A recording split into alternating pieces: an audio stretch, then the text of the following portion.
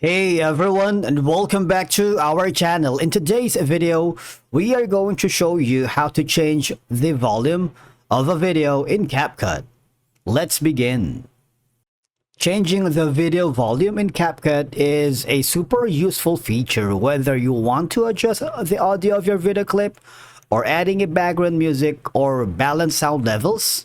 It's quite easy because sometimes the audio in your video clip might be too loud or too soft compared to the background music or voiceovers.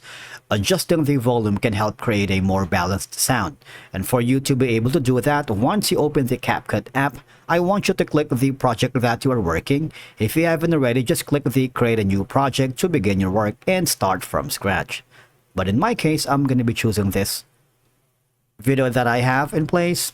And right now, for you to be able to, if your video has a volume in it, all you have to do is go here at the bottom.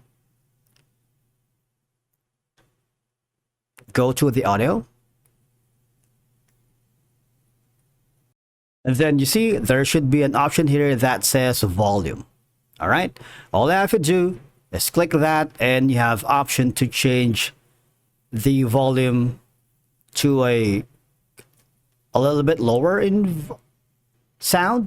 All right, you want to increase the sound, you can increase the volume by sliding the circle around here to the maximum, which is 100. If your video has important audio like dialogue or sounds, you can increase the volume to ensure it's clear and easy to hear. All right, so that's one way.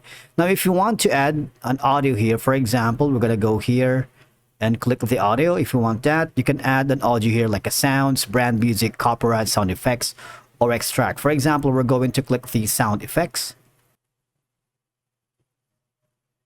You can add that, for example, this, and of course you have the capability to decrease the sounds right here on top of your video, right? It's kind of easy, really. And then you want to make sure that the sounds doesn't overlap.